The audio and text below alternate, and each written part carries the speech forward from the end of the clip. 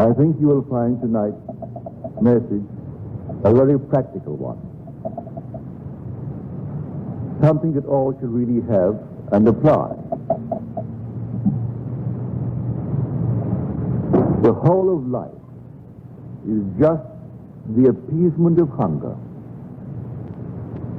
and the numberless states of consciousness from which the individual can think and view the world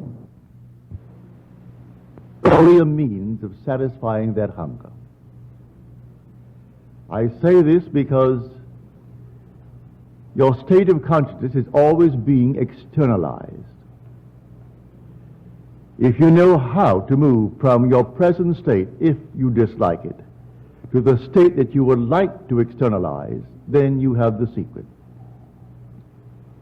And that is what I will attempt tonight to tell you. For there are only states of consciousness pushed out, everything in this world, and all are contained within the individual. Now, in the Bible, we speak of prayer, and prayer to the world means begging, but not in the Bible. It's thanksgiving. It's praise. It's not petition. We speak in the Bible of repentance, and the world thinks that it means to regret, to be remorseful. That's not what the Bible teaches. Prayer and repentance are almost synonymous terms. We are told to bear fruit that befits repentance. Then they say of the central character of the Scripture, you and your disciples eat and drink with sinners. And he replied, I have not come to call the righteous, but sinners to repentance. Leave the righteous alone. They are so self-satisfied. They're like themselves, so leave them alone. The word sin has nothing to do with breaking any moral code. The word sin means to miss the mark. That's what it means. You have a goal in life, and you haven't achieved it, well, then you are sinning.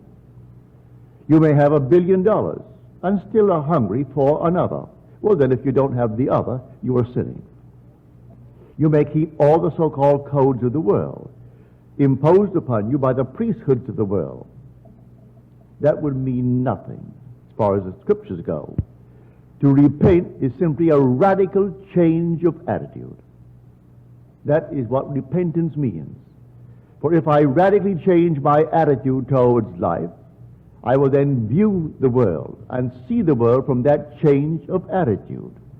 And that change is a change of consciousness. And that change will be externalized in my world. Now, repentance is at once man's responsibility and a gift of God. Now, let us show you what I mean by it. He said, I and my Father are one. Yet I go to my Father, for my Father is greater than I. We are one, yet my Father is greater than I. So I go to my Father. How do we arrive at this strange, peculiar statement? And what does it mean? In the office of the sent, I am not inferior to my essential being the sender, but only in the office of the sent I am restricted. I must live by faith. Faith in what? Faith in the sender. It's myself, the Father. For I and my Father are one. But when I am sent into this world to experience death and to experience the restriction of man, I am seemingly inferior to myself, the sender. So when I repent, I go to the sender. I first do what I have to do. So I say repentance is at once a responsibility of man and a gift from God. But now what is my responsibility? I want to change my world. Well, then I ask myself, what would I see if it were changed? How would I see the world if my world was exactly as I want it to be? How would I see it? Well, then see it. In my mind's eye, conjure a scene which would imply that it is true. Live as though it were true in my mind's eye. I know I can't make it so, but in the depth of my own being, the Father, He has the power to make it so. So now I go to my Father. How do I go to my Father? I first of all do what I am called upon to do. I enact a scene implying the fulfillment of my dream. And then I turn it over completely in thanksgiving to Him.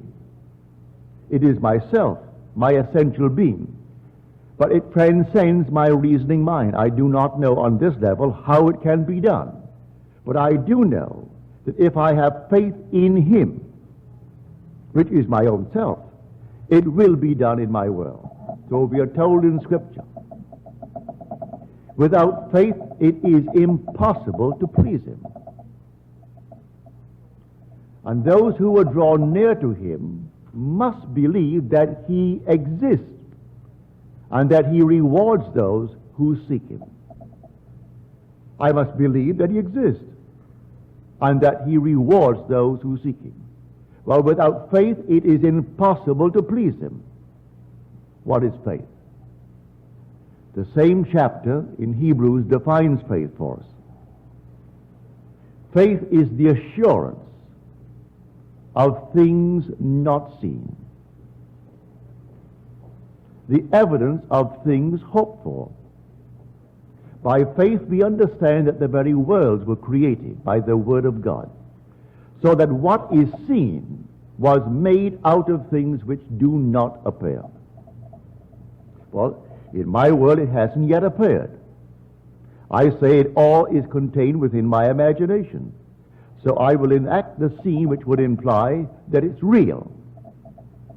And then, within myself, I give thanks.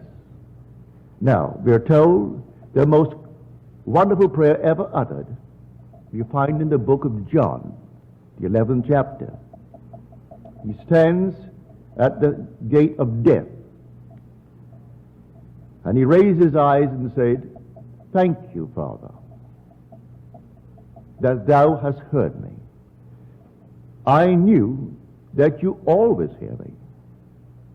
Well, I can't deny that the depth of my own being is hearing what I am doing, what I am inwardly saying.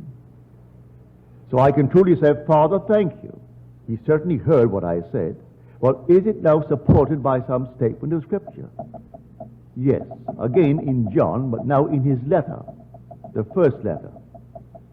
And in this he said, "If we believe that he hears us in whatever we ask of him, we know that we have already obtained the request made of him." If I can simply assume that I am the man that I would like to be, but certainly the depth of my own being has seen that assumption. He has heard that assumption. But now, can I actually believe that that's all I need do? Well, I have to confess that I can't do it on this level. I am not wise enough on this level to devise the means necessary to externalize what I have assumed that I am. Well, have you proved it, Neville? Unnumbered times. Unnumbered times. When I was completely shut out on certain areas, imprisoned as it were, not in the federal prisons, but a state of imprisonment, to find yourself on an island where you enjoyed 4 months of it, almost 5 months. But you have a commitment in America, and you've got to get back. And then to be told that there is no possibility of return until the very earliest September. And that will be the very earliest. And your commitment is in Milwaukee in the first week of May. What are you going to do then? No possibility. No ships have taken the passengers, and the list runs into thousands waiting all through the Indies. from Trinidad all the way up, all waiting. And you are in the island of Barbados without making any provision for your return to America when you sailed for Barbados 5 months before. So what did I do? I simply sat in a chair in my hotel room, and I assumed I was on a little tender moving against the boat, for that was before the days of a deep water harbor. Now we have a deep water harbor. But then you took a small boat off to the ship, waiting maybe a half mile to sea. And then you walked up a gangplank. So I simply stepped up on the gangplank and walked up that gangplank in my mind's eye. If my mind wandered, which it did, I brought it right back to that first step and walked up again. It wandered before I got to the top, I brought it back again. And I trained it as you would a horse. The mind is an unruly animal, so I trained it. And I walked up step after step. When I got to the top, I turned around and put my imaginary hands on the rail. And I could smell the salt of the sea in the air. I looked back with nostalgia at the little island of Barbados.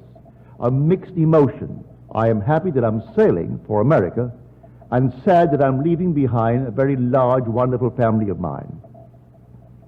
And then, in that mood, I simply dropped off for a moment, in sleep, just a little nap. The next day, I was called by the very company who said that we have no possibility of getting you out of here before, at the very earliest, September, and said there was a cancellation this day in America, and they offered it to me in spite of the list of over 1,000 people waiting.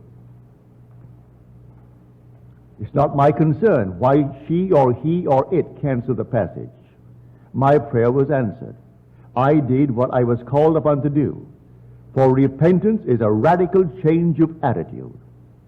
She said, you can't get out? Well, I said, I am out. I'm on a boat, and the boat is headed towards New York City. That's all I wanted to do. So I did my responsibility. And the second part of repentance is a gift from God. So God has the way of externalizing it. What caused the woman or the man or something to cancel the thing? I was told afterwards, she was afraid. She was afraid, for some reason not explained, to make the trip.